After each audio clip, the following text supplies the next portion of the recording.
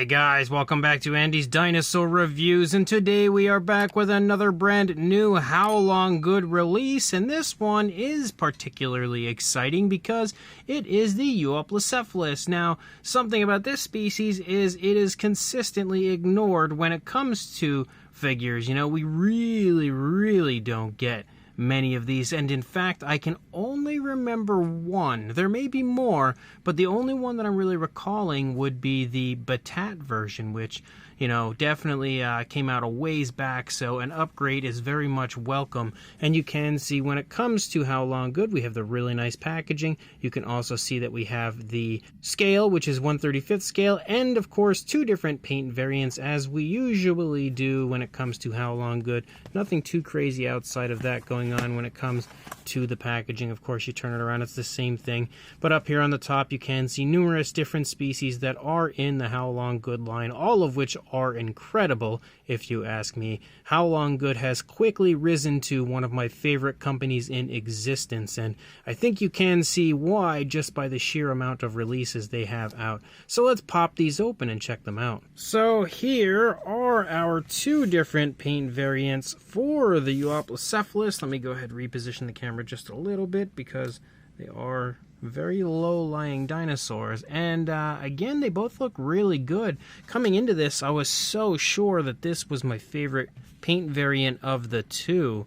but now actually having them here, I don't know. I mean, this one originally, I was looking at it and thinking that it didn't look that great as far as the colors, because it just didn't look like there was much depth or realism to the paint apps, but in person it's actually so much nicer than I was initially expecting. I did see a few other images after the first round of promo images that did make this look a little bit nicer, and I can say with confidence in person it is way nicer than originally I had thought. But both look really good. Sculpt-wise, they look fantastic. Paint-wise, also fantastic. So let's jump to a closer look at both of them right now. So starting with the light brown version, you can see the head sculpt looks really nice. We can also see that it looks like it's potentially the happiest Euoplocephalus in existence, as he kind of has an appearance of smiling, so he does look very much so like he's having a great day.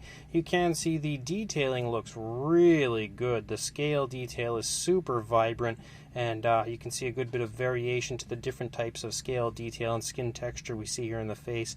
I like these scales that are a little bit bigger, that kind of run up and over the top of the eye right there.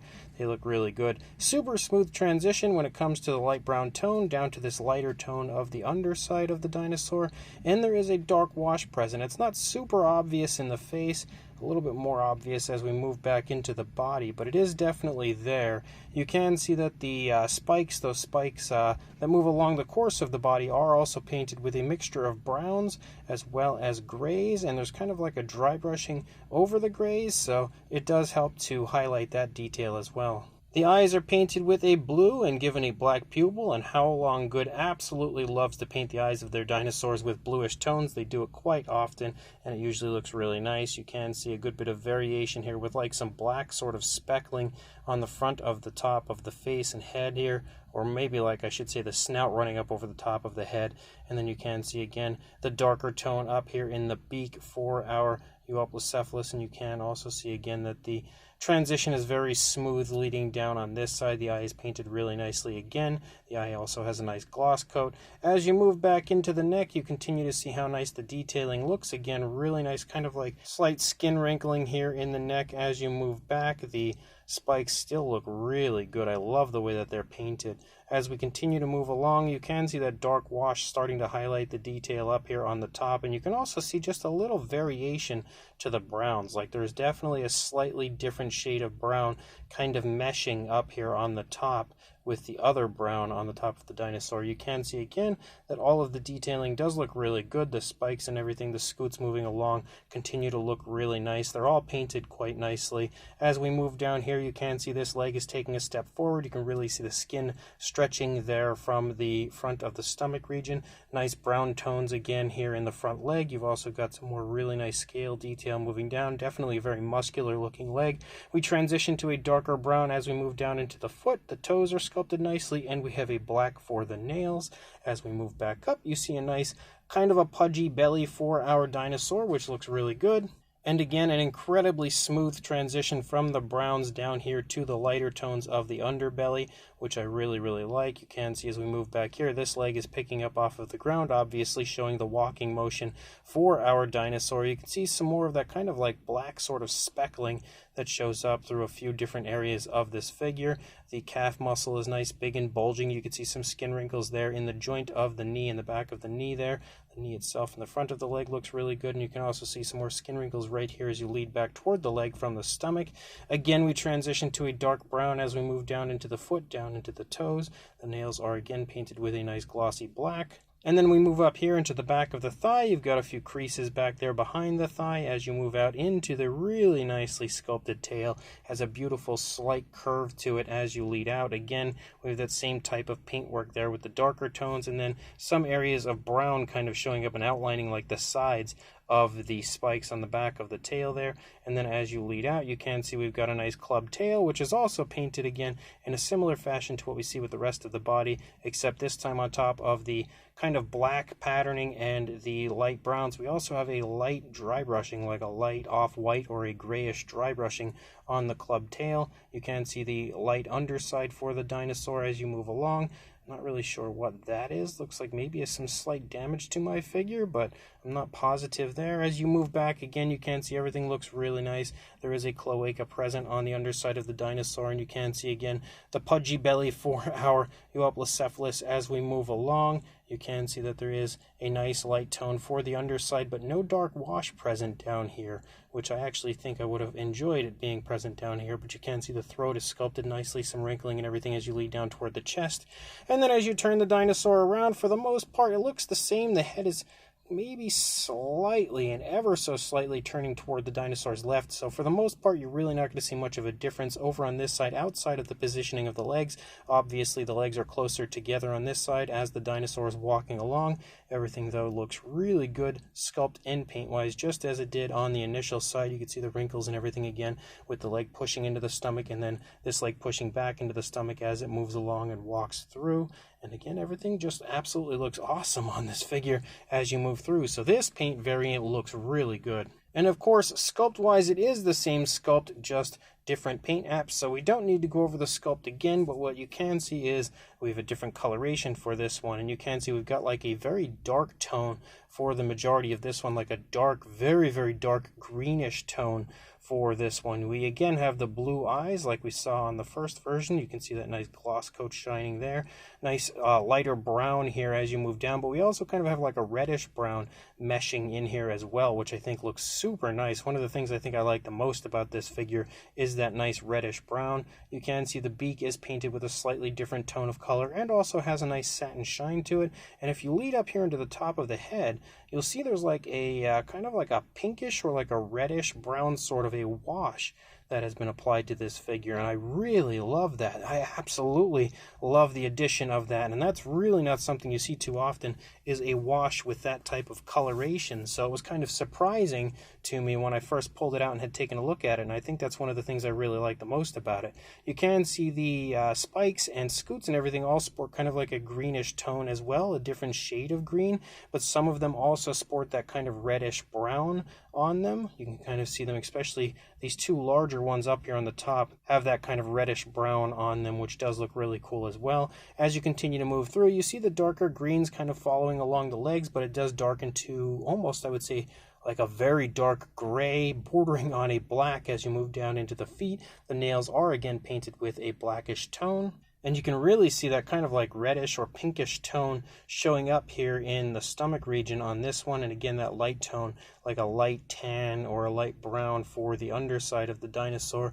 Doesn't look like I don't know, I mean, kind of looks like maybe there's a slight wash down here. The coloration on the underside, I think, looks a lot better on this one compared to the other one. It looks like actually we have that reddish wash down here like we have on the upper side. You can kind of see it creeping there under the legs, definitely showing the cloaca here and highlighting that area nicely, which you couldn't see or like make out as nice on the other one.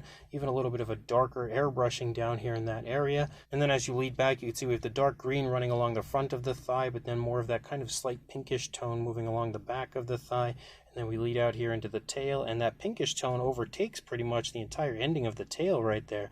Running along, you can see the green kind of tapers away, and then we have a grayish tone for the club tail with a nice light wash, a really nice kind of like a light gray wash, it looks like, which is applied perfectly to highlight all of the incredibly impressive detail. And you can see the same thing for the underside of the club tail.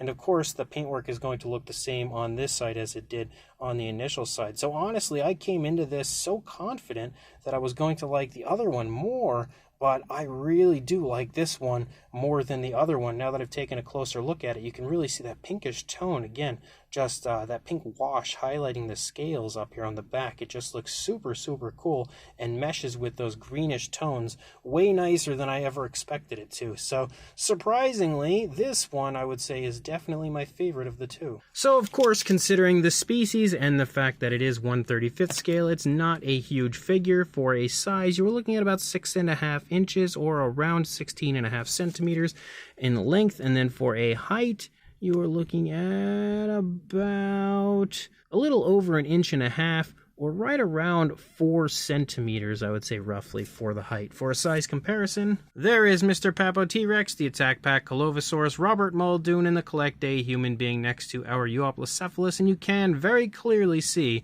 these figures are quite small. And then for a comparison here, we have the Dinosaur next to the Euoplocephalus, and both again are Haolonggood releases, and you can very clearly see that they are pretty darn similar in size, with the Euoplocephalus only being slightly longer. And then when it comes to a few other Haolonggood releases, we have the Ouranosaurus, one of what I would think is probably one of their more popular releases, as well as the Allosaurus. Of course, we're going to continue to have most of these figures showing up at a bit of a larger size than our Euoplocephalus. As well as one of my all-time favorites from Haolonggood, we have their Nasutoceratops as well. And then again, when it comes to very similar species, we also have the Haolonggood Edmontonia for another comparison. And then the final comparison we have is the Batat Euoplocephalus I was just speaking of before. Again, the only other one that I believe that I have in my collection currently, which obviously is a bit larger